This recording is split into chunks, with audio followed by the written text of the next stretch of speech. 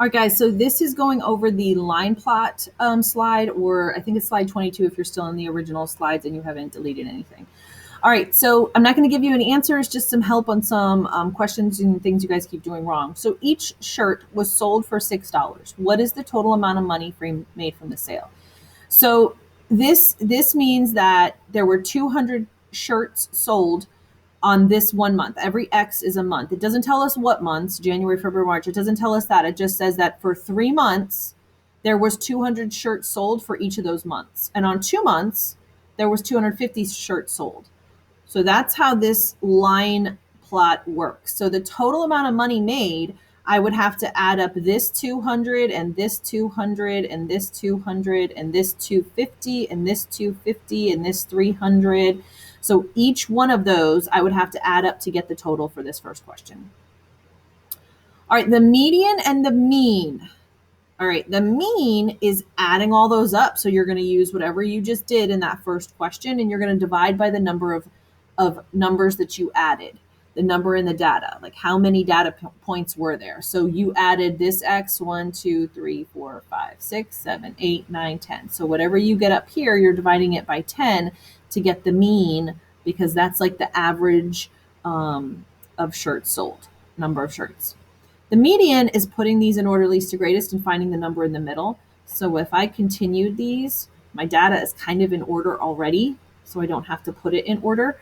And the middle number is going to be, if there's 10 numbers, the fifth number, but it is in the middle. So 1, 2, 3, 4, 5. 1, 2, 3, 4, 5. So I actually need the number that's in between 250 and 300. So there's a number that's in between these, that's my actual median. And if you divide those up and divide by 2, that will tell you the exact number in the middle. So add these two and then divide by 2, because that gives you the number in the middle. That's the median. All right, a lot of people are missing this question down here, guys. Take a look. What percentage of months had sales exceeding 2250?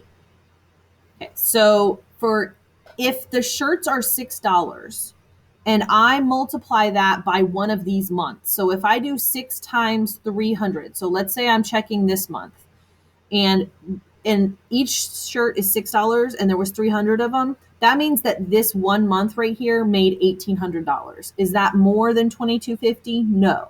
All right, let me try the 350. What's 350 times 6? 2100. Does that exceed 22? Nope. So it's neither one of these months that count. All right, what about this 400? 400 times 6 is 2400. So this one exceeds, and then this one will exceed.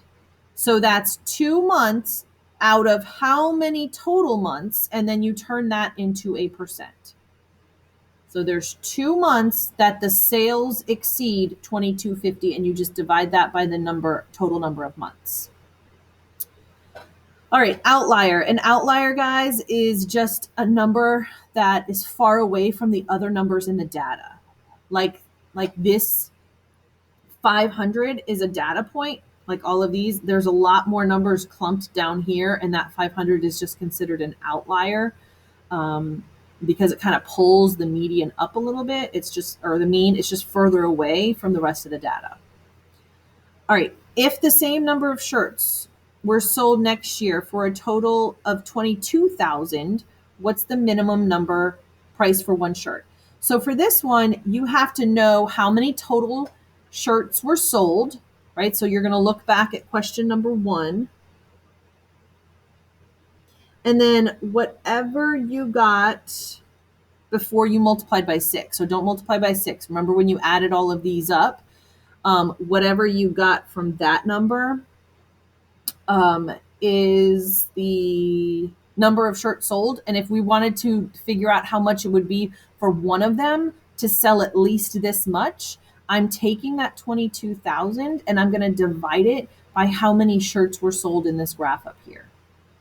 And then that gives me a repeating number. And if I'm just going to make this number up. This is not what it is. But if it was 5.22222, well, first of all, there's only 2 numbers after the decimal for dollars. But if I only made each shirt $5.22 and then I multiplied it by whatever that number total is, it wouldn't give me 22,000. So make sure you round this number up. This number, not this one. You round this number up so that you have enough money to make that $22,000. All right. Hopefully that helped, guys. Let me know if you still have questions.